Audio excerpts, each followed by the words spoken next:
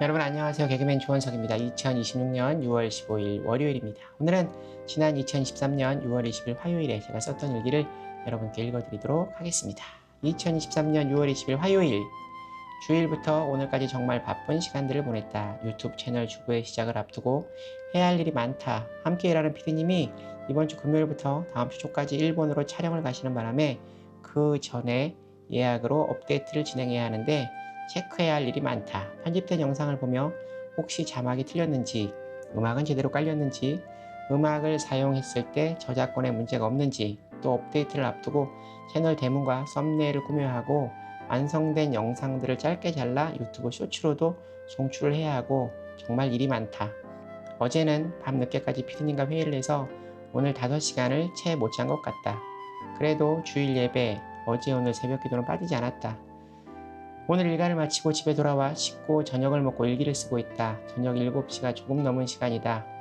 5시간도 채 못 자고 돌아다니다 보니 운전을 하는데 정말 너무 힘들었다. 피로가 누적돼서 이제 커피도 약발이 안 받는다.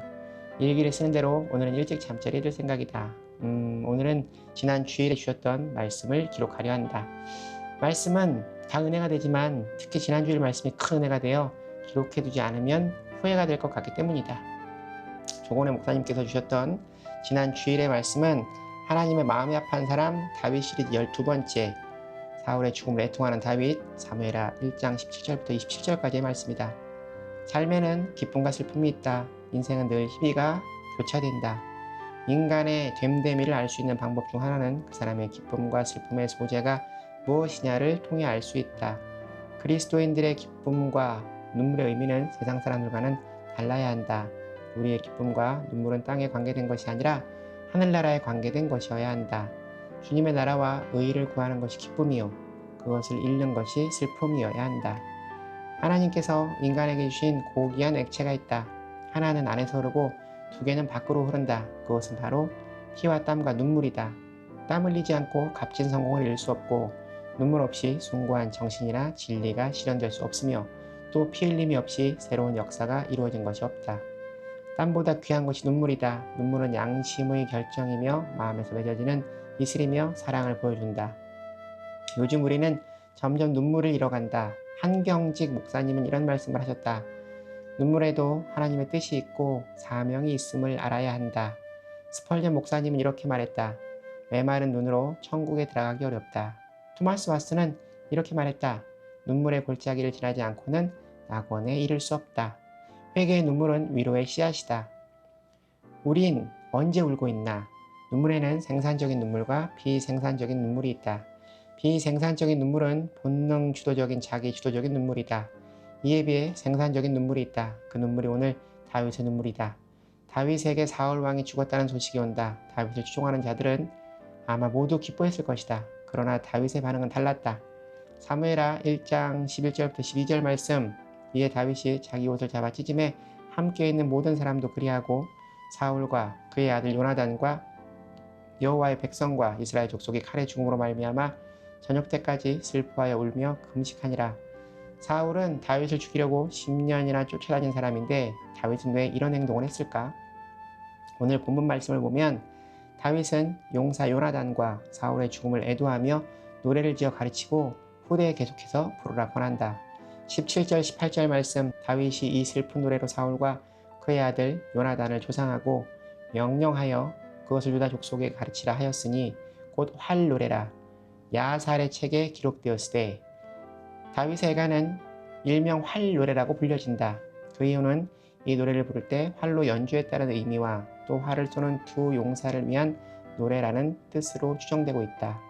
아살의 책은 의인의 책이라고도 하는데 이스라엘 백성들의 지도자들의 영적인 업적을 기록한 책이다. 일종의 위인전과 같은 책이다. 어쩌면 다윗은 자신을 죽이려 쫓아다닌 사울에게 트라우마가 있었을지도 모른다. 이런 그가 어떻게 사울을 위한 노래를 지어 부를 수 있었을까? 도대체 다윗은 어떤 마음이었을까? 이런 다윗을 통해 우리는 다윗의 어떤 영성을 본받을 수 있을까? 첫 번째, 모든 것을 하나님의 관점으로 바라보는 영성. 19절 말씀. 이스라엘아, 네 영광이 산 위에서 죽임을 당하였도다. 오호라, 두 용사가 엎드려졌도다. 일대 이스라엘의 왕 사울 왕의 죽음, 즉 하나님의 백성들이 이방 국가 블레셋에게 패함으로 하나님의 영광이 가려지고 하나님의 명예가 땅에 떨어진 것에 대한 슬픔이 사울과 요나단의 죽음에 슬픔보다 앞서고 있다. 다윗이 골리앗과 싸울 때 그는 이렇게 말했었다. 사무엘상 17장 45절 말씀. 다윗이 블레셋 사람에게 이르되 너는 칼과 창과 단창으로 내게 나아오거니와 나는 만군의 여호와의 이름 곧 네가 모욕하는 이스라엘 군대의 하나님의 이름으로 네게 나아가노라. 다윗은 늘 하나님의 이름으로 행했다. 다윗은 삶의 중요한 과제 앞에서 슬플 때나 기쁠 때나 자신의 개인적 감정에 사로잡혀 있지 않으며 모든 것은 하나님의 영광, 하나님의 이름, 하나님의 명예를 앞세우는 사람이었다. 사무엘하 1장 말씀에 보면 사울의 부하인 아멜렉 출신의 부하가 사울을 죽였다고 자랑스럽게 보고하는 장면이 나온다. 그 소식을 들은 다윗은 옷을 찢으며 애통해한다. 다윗은 사울을 자신을 죽이려 하는 원수로 보지 않고 하나님의 기름 부음 받은 사람이라는 시각으로 봤다. 다윗은 사울을 죽인 것을 자랑하던 아말렉 출신의 병사를 불러 죽인다. 사무엘하 1장 14절 말씀. 다윗이 그에게 이르되 네가 어찌하여 손을 들어 여호와의 기름 부음 받은 자 죽이기를 두려워하지 아니하였느냐 하고. 다윗은 두 번이나 사울을 죽일 기회가 있었으나 죽이지 않았다. 첫 번째는 동굴에서 용변을 보는 사울 왕을 죽일 기회가 있었으나 옷자락만 뱉다. 이 일을 다윗은 마음 아파하며 이렇게 말했다. 사무엘상 24장 6절 말씀. 자기 사람들에게 이르되 내가 손을 들어 여호와의 기름 부음을 받아 내 주를 치는 것은 여호와께서 금하시는 것이니 그는 여호와의 기름 부음을 받은 자가 됨이니라 하고. 두 번째는 다윗과 그의 부하 아비새가 사울의 진영에 들어간 적이 있었다. 아비새 장군은 사울을 단칼에 죽이자고 했다. 이때 다윗은 사울 왕의 칼과 물병만을 가지고 나오며 아비새에게 말한다. 사무엘상 26장 9절 말씀. 다윗이 아비새에게 이르되 죽이지 말라. 누구든지 손을 들어 여호와의 기름 부음 받은 자를 치면 죄가 없겠느냐 하고. 다윗은 자신을 죽이려는 사울 왕을 결코 대적하지 않았다. 사울을 죽임으로 자신이 권력을 차지하려 하지 않았다. 다윗을 통해 우리는 다윗의 어떤 영성을 본받을 수 있을까? 두 번째, 원수의 죽음을 애도할 수 있을 만큼 넓은 가슴, 넓은 마음을 가진 영성. 많은 사람들이 시기와 질투에 사로잡혀 산다. 어쩌면 자신의 실패보다 다른 사람의 성공을 더 두려워하고 있는지 모른다. 길을 걷던 수도사를 마귀가 유혹했다. 돈과 여자, 그 어떤 유혹에도 수도사는 넘어지지 않고 자신의 길을 갔다. 그러다 마귀가 앞을 가로막고 한 이 말에 수도사는 분노하며 넘어졌다. 수도사여, 당신의 동생이 방금 알렉산드리아의 주교가 되었습니다. 가장 무서운 시험이 바로 시기와 질투이다. 자신을 죽이려 했던 사울왕의 죽음을 슬퍼하는 다윗의 마음을 우리는 닮아야 한다. 중국 춘추 시대 장왕이 신하들과 연애를 하고 있던 도중 신하 중 한 사람이 왕의 애첩에게 입을 맞추는 일이 벌어졌다. 놀란 애첩은 그 사람의 머리에 쓰고 있는 갓끈을 끊었다. 그리고 자신에게 무례한 짓을 한 신하를 찾아 혼내줄 것을 청한다. 이때 왕은 이렇게 명령을 내린다. 오늘 밤 이 자리에 갓끈을 떼지 않은 사람에겐 벌을 내리겠다. 그리고 불을 켬으로 실수한 신하를 용서해 주었다. 2년 뒤 조나라가 진나라의 공격을 받아 매우 위급한 상황에 적군을 물리치고 왕을 구한 사람이 바로 그 신하였다. 그는 장왕의 관용에 감동하여 장왕을 지킨 것이다. 다른 이의 잘못을 덮어줄지 않은 넓은 마음의 사람이 되어야 한다. 남의 슬픔, 남의 기쁨에 감정이 무너질 때면 내가 십자가를 통해 받은 하나님의 사랑을 헤아려 봐야 한다. 다윗은 시편을 통해 내가 베푼 선을 악으로 행한 사람들에게 이렇게 맹세한다. 시편 35편 12절에서 14절 말씀. 내게 선을 악으로 갚아 나의 영혼을 외롭게 하나 나는 그들이 병들었을 때에 굵은 베옷을 입으며 금식하여 내 영혼을 괴롭게 하였더니 내 기도가 내 품으로 돌아왔도다.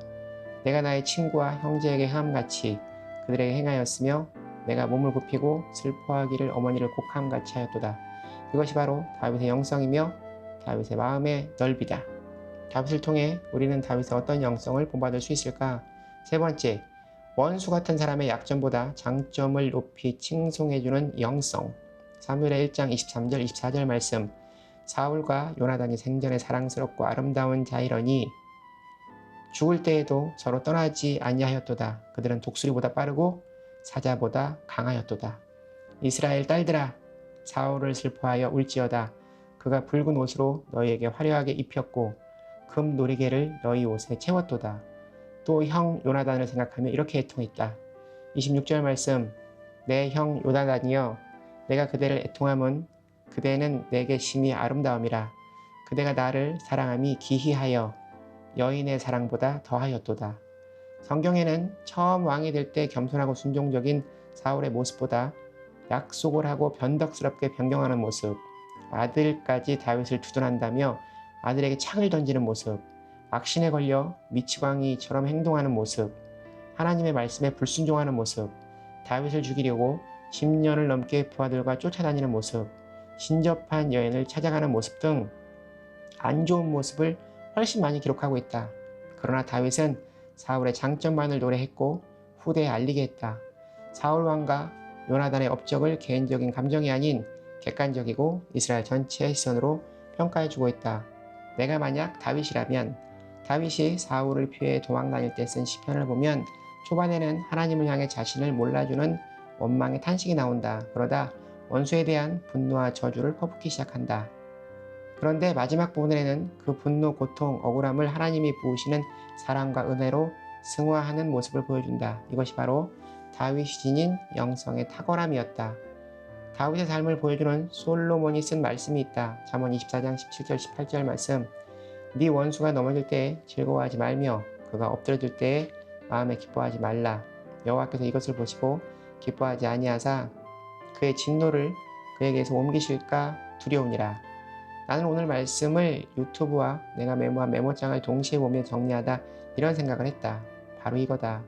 이게 바로 다윗이 하나님의 사람이었던 이유다. 미워하지 않고 사랑하는 삶. 예수님께서 서로 사랑하라 말씀하셨던 바로 그 삶 담고 싶다. 저녁 7시에 쓰기 시작한 일기가 밤 9시가 되어서야 끝이 났다. 이렇게 다시 말씀을 정리하고 나면 머리가 맑아지고 마음이 편해진다. 그리고 내 마음이 꽉 찬다. 이것이 바로 예수님께서 떡을 떼어주시며 너희는 내 살을 먹으라고 말씀하신 그 말씀을 먹어서인가? 신기하다. 정말 말씀에 영의 양식이 됨을 다시금 깨닫게 되는 밤이다. 하나님 감사합니다. 사랑합니다.